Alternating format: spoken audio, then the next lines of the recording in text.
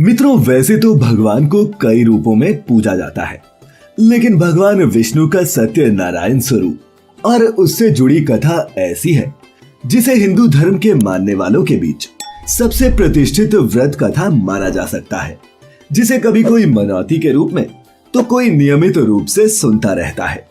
लेकिन यदि आप भी इस सौभाग्य से वंचित हैं और इस कथा की महिमा को विस्तार से जानना चाहते हैं, तो हमारे साथ वीडियो के अंत तक बने रहें और घर बैठे बैठे ही मन की शांति पाए। नमस्कार और स्वागत है आप सभी का।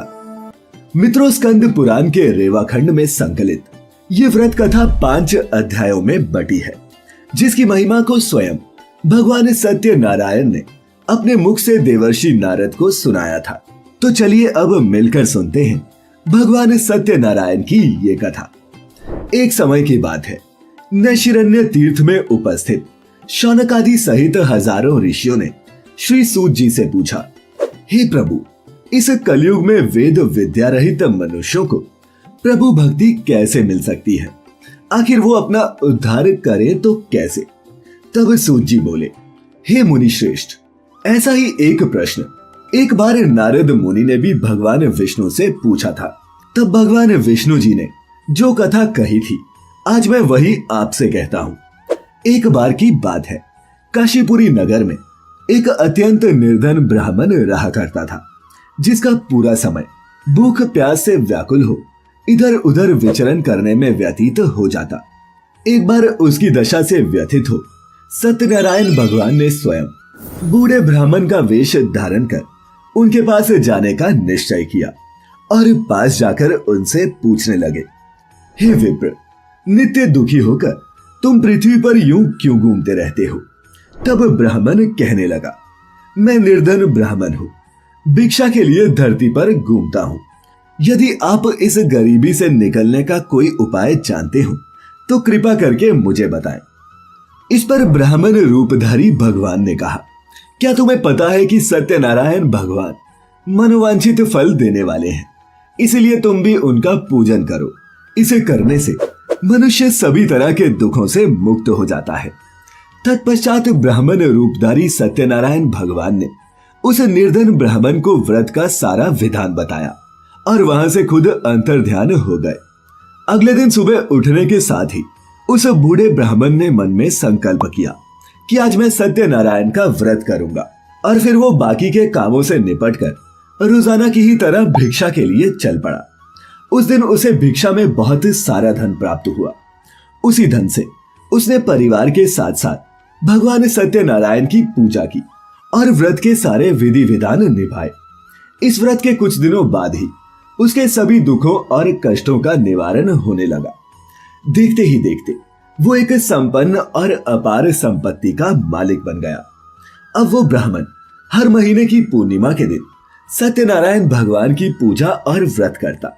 ये सुने सभी ऋषिगण बोले, हे मुनिवर, संसार में उस विप्र के अतिरिक्त और किस किस ने इस व्रत को किया है, हम ये भी सुनना चाहते हैं।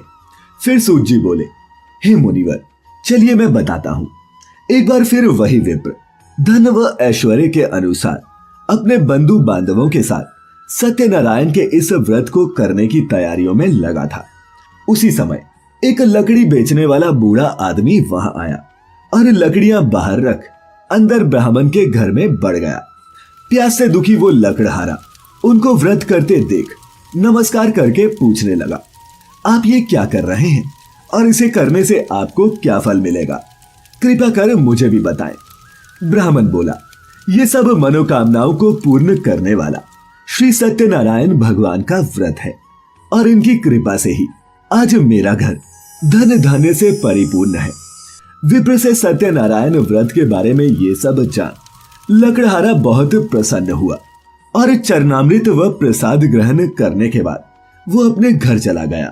और घर पहुंचकर उसने संकल्प लिया कि आज मैं लकड़ी बेचकर जितना भी धन कमाऊंगा उससे श्री सत्यनारायण भगवान का उत्तम व्रत करूंगा। मन में इस विचार को लिए सिर पर लकड़ियां रख नगर में बेचने गया, जहां उसे अपनी लकड़ियों का दाम पहले से 4 गुना अधिक मिला। बूढ़ा लकड़हारा बड़ी ही प्रसन्नता के साथ पैसे लेकर भगवान सत्यनारायण की मूर्ति और व्रत की अन्य सामग्री लेकर घर पहुंचा, जहां उसने अपने परिवारजनों को बुलाकर विधि विधान से सत्यनारायण भगवान का पूजन और व्रत किया। और इस व्रत के प्रभाव से वो बूढ़ा लकड़हारा धन पुत्र सभी से युक्त हो संसार के सभी सुख भोग अंत काल में बैकुंठ धाम चला गया। फिर सूत जी कहते हैं, हे श्रेष्ठ मुनियों, अब आगे की कथा कहता हूँ। पहले समय में उल्कामुख नाम का एक बुद्धिमान राजा हुआ करता था। वो एक सत्यवक्ता और जितेंद्रिय व्यक्ति था। प्रतिदिन देव स्थानों पर जाया करता और गरीबों को दान देता। उसकी अर्धांगिनी भी कमल के समान मुख वाली सती साध्वी थी और भद्रशिला नदी के तट पर उन दोनों ने मिलकर श्री सत्यनारायण भगवान का व्रत किया। उसी समय साधु नाम का एक वैश्य आया, जिसके पास व्यापार करने के लिए बहुत सारा धन भी था। राजा को व्रत करते देख वो विनय से पूछने लगा, हे राजन, भक्ति भाव से पूर्ण होकर आप ये क्या कर रहे हैं? मैं भी सुनने की इच्छा रखता हूँ, इसीलिए मुझे भी बताएं। फिर राजा बोला, मैं अपने बंधु बांधवों के साथ पुत्र आदि की प्राप्ति के लिए श्री सत्यनारायण भगवान का व्रत व पूजन कर रहा हूँ। राजा के ऐसे वचन सुन साधु आदर से बोला, हे राजन, मुझे इस व्रत का सारा विधान बताएं। मैं भी इस व्रत को करना चाहता हूँ, क्योंकि मेरी भी संतान नहीं है और आशा करता हूँ कि इस व्रत को करने से निश्चित रूप से मुझे संतान की प्राप्ति होगी।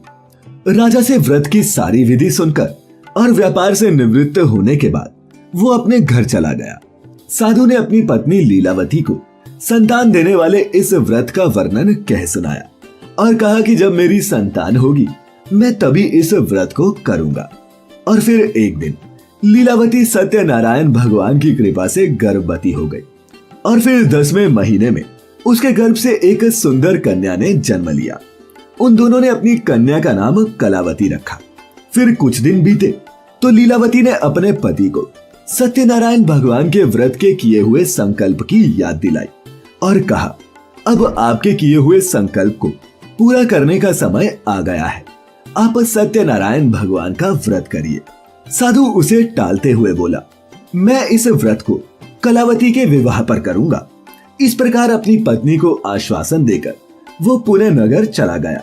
समय बीतता गया और एक दिन अपनी कन्या को सखियों के साथ खेलता देख साधु को लगा कि अब उसकी कन्या भी विवाह के योग्य हो गई है, जिसके बाद वो कलावती के लिए एक योग्य वर ढूंढने लगा। थोड़े ही समय में अपनी पुत्री के लिए एक सुयोग्य वानिक पुत्र को ढूंढने के बाद बड़ी ही धूमधाम से उसने उसका विवाह कर दिया। लेकिन दुर्भाग्य की बात ये थी कि साधु ने अभी भी श्री सत्यनारायण भगवान का व्रत नहीं किया। इस पर भगवान भी क्रोधित हो गए और उसे श्राप दे डाला। अब साधु अपने जमाई को लेकर समुद्र के पास स्थित रत्नासारपुर नगर में जाकर रहने लगा। वहीं दोनों दामाद और ससुर चंद्रकेतु राजा के नगर में व्यापार करते और धन इकट्ठा करते। एक दिन भगवान सत्यनारायण की माया से एक चोर राजा का धन चुराकर भाग रहा था। उसने राजा के सिपाहियों को पीछा करते देख चुराया हुआ सारा धन वहीं रख दिया जहां साधु अपने जमाई के साथ ठहरता था। राजा के सिपाहियों को राजा का चुराया हुआ धन साधु के पास मिला। फिर क्या था, सिपाही ससुर और जमाई दोनों को बांधकर राजा के पास ले गए और उसके समक्ष प्रस्तुत किया, हे राजन, हमने उन दोनों चोरों को पकड़ लिया है।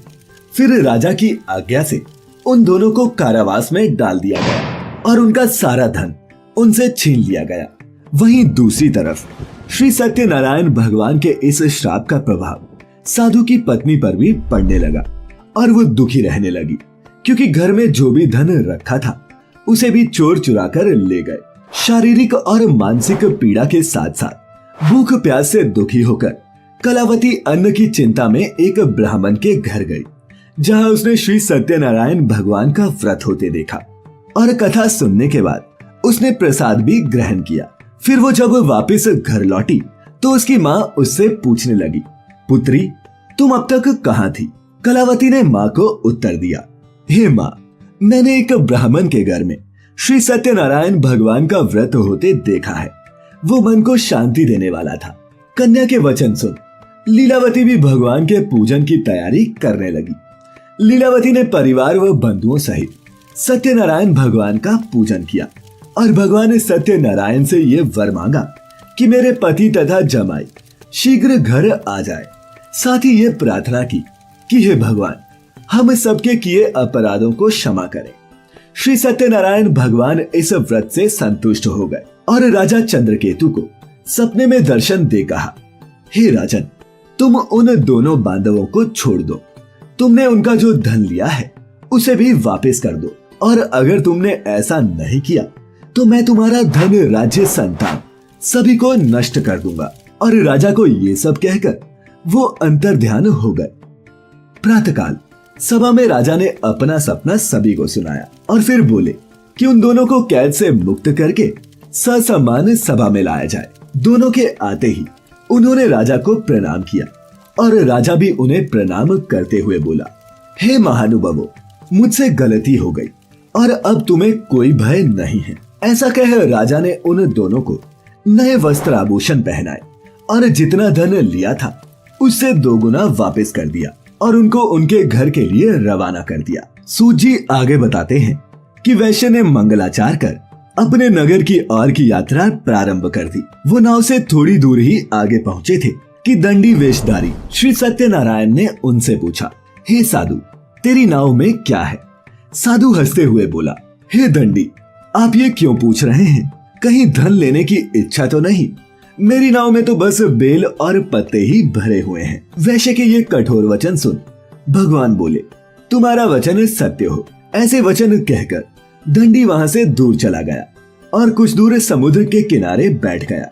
दंडी के जाने के बाद साधु ने नित्य क्रिया करने के बाद नाव को थोड़ा ऊंची उठते देखा और फिर अचंबा जानकर पास जाकर अंदर देखा तो वो पाता है कि नाव में पड़ा सारा धन बेल पत्तों में बदल गया है। ये देख वो मूर्छित होकर वहीं जमीन पर गिर पड़ा। जब होश आया तो वो शोक में व्याकुल हो गया।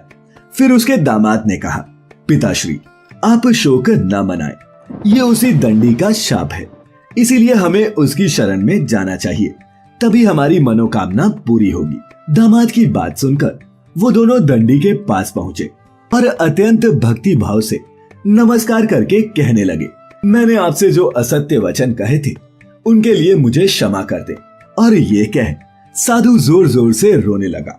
फिर दंडी रूपी भगवान बोले, हे वनिक पुत्र, मेरी ही आज्ञा से बार बार तुम्हें दुख प्राप्त हुआ है क्योंकि तू मेरी पूजा से विमुख हुआ। साधु अब समझ गया कि ये दंडी कोई और नहीं बल्कि स्वयं भगवान सत्यनारायण है। फिर वो बोला, हे भगवान, आपकी माया से ब्रह्मा आदि देवता भी आपके रूप को नहीं जानते, तो मैं तो एक अज्ञानी मनुष्य हूँ। आप प्रसन्न हो जाएं, क्योंकि अब मैं अपने सामर्थ्य के अनुसार आपकी पूजा अर्चना और पूरे विधि विधान से व्रत पालन करूंगा। मेरी रक्षा करें और पहले के समान ही मेरी नौका में धन भर दे। साधु के भक्ति पूर्वक वचनों को सुनकर भगवान भी प्रसन्न हो गए और उसकी इच्छा के अनुसार वरदान देकर अंतर्ध्यान हो गए। फिर जब दोनों ससुर जमाई अपनी नाव के पास पहुंचे तो वो पहले की ही तरह धन से भरी हुई थी। ये देखकर साधु वहीं अपने अन्य साथियों के साथ सत्यनारायण भगवान का पूजन कर अपने नगर को निकल गया। जब वो नगर के नजदीक पहुंचे तो दूत को घर पर खबर करने के लिए भेज दिया। दूत ने साधु की पत्नी को प्रणाम किया और बोला, मालिक अपने दामाद सहित नगर के निकट आ गए हैं। दूत की बात सुन साधु की पत्नी लीलावती हर्षोल्लास के साथ सत्यनारायण भगवान का पूजन कर अपनी पुत्री कलावती से कहती है कि मैं अपने पति के दर्शन को जा रही हूँ, तू काम पूरा करके शीघ्र आ जाना। माँ के इन वचनों को सुन कलावती ने काम तो खत्म कर दिया, लेकिन जल्दबाजी में प्रसाद को छोड़कर अपने पति के स्वागत को निकल गई। प्रसाद की अवज्ञा के कारण श्री सत्यनारायण भगवान रुष्ट हो गए और नाव सहित उसके पति को पानी में डुबो दिया। अपने पति को वहां ना पाकर वो रोती हुई जमीन पर गिर गई। नौका को डूबा हुआ देख और कन्या को रोता देख साधु भी दुखी होकर बोला, हे प्रभु, मुझसे तथा मेरे परिवार से जो भी भूल हुई है उसे क्षमा करें। साधु के दीन वचन सुनकर श्री सत्यनारायण भगवान प्रसन्न हुए और फिर आकाशवाणी हुई, हे साधु, तेरी कन्या मेरे प्रसाद को छोड़कर आई है, इसीलिए उसका पति अदृश्य हो गया है। यदि वो घर जाकर प्रसाद खाकर लौटती है तो उसे उसका पति मिल जाएगा। आकाशवाणी के अनुसार कलावती ने ठीक वैसा ही किया और तत्पश्चात जब वो प्रसाद ग्रहण कर वापस आई तो अपने पति को वहीं पाया और फिर वो अत्यंत प्रसन्न हो उठी। जिसके बाद से साधु और साधु का पूरा परिवार नियमित रूप से अपने बंधु बांधवों सहित श्री सत्यनारायण भगवान का विधि विधान से पूजन करने लगा और इस लोक के सभी सुखों को भोग कर अंत में स्वर्ग को प्राप्त किया। सूत जी फिर बोले, हे ऋषियों, मैं आपको एक और कथा सुनाता हूँ, उसे भी ध्यान पूर्वक सुने। प्रजा पालन में ली तुंगध्वज नाम का एक राजा हुआ करता था, जो भी इसी प्रकार भगवान का प्रसाद त्याग कर दुख का भागीदार बना।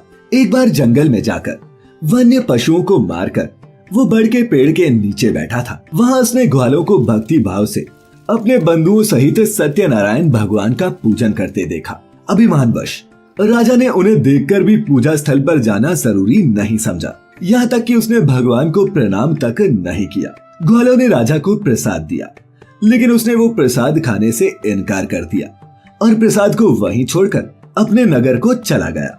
जब वो नगर पहुंचा तो वहां का दृश्य देखकर वो अचंभित रह गया, क्योंकि वहां सब कुछ तहस नहस हो चुका था। वो समझ गया कि ये सब भगवान के किए अनादर का ही परिणाम है।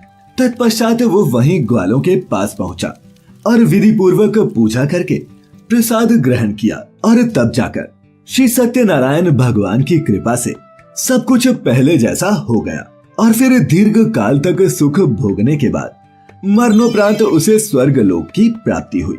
अर्थात मनुष्य द्वारा इस दुर्लभ व्रत को करने से निर्धन धनी हो जाता है और जीवन भय मुक्त।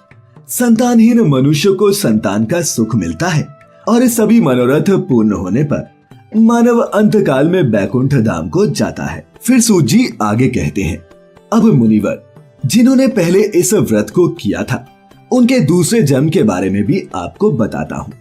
वृद्ध शतानंद ब्राह्मण ने सुदामा का जन्म लेकर मोक्ष की प्राप्ति की और लकड़हारे ने अगले जन्म में निषादराज बनकर मोक्ष प्राप्त किया।